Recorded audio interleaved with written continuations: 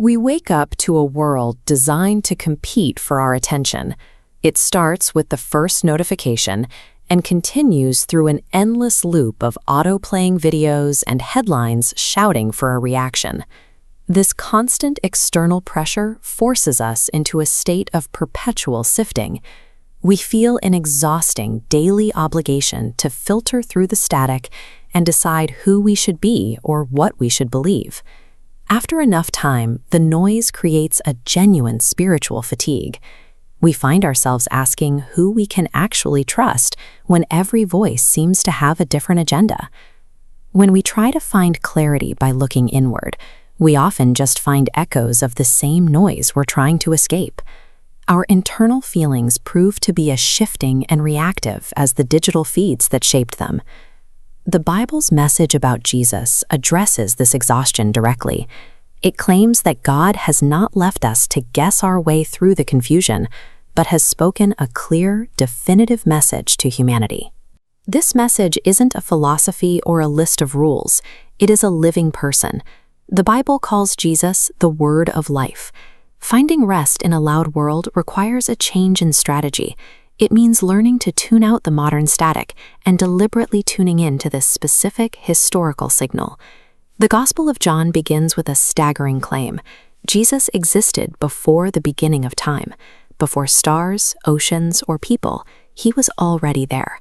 John explains that every physical element of reality owes its existence to him. He is the architect through whom all things were made, establishing him as the primary source of life itself.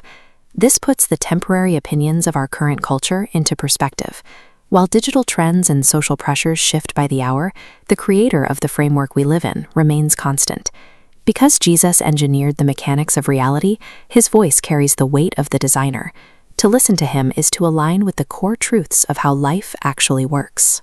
The Bible doesn't keep this creator at a distance.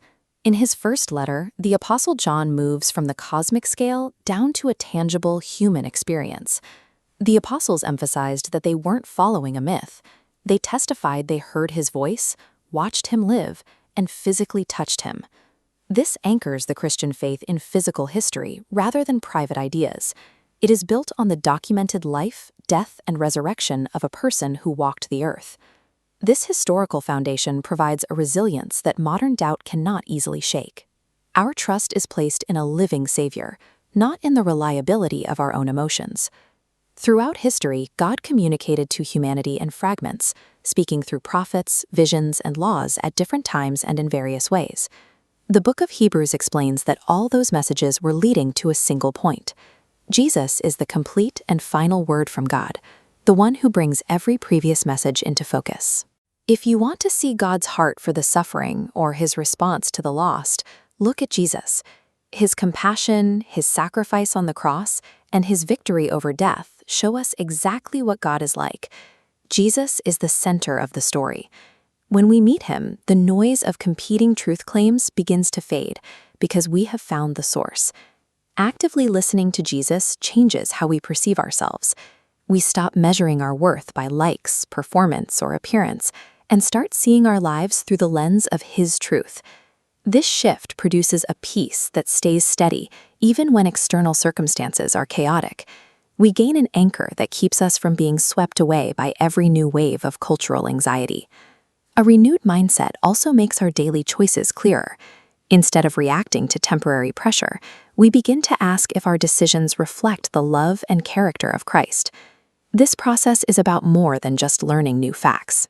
It is the active transformation of who we are as we walk with the living Christ. To hear the word of life, we have to be intentional. It starts with making the small, daily choice to set aside our devices and quiet the competing noise. Try reading a small section of the Gospel of John slowly. Rather than trying to cover as much ground as possible, pause over a single verse and ask what it reveals about Jesus today.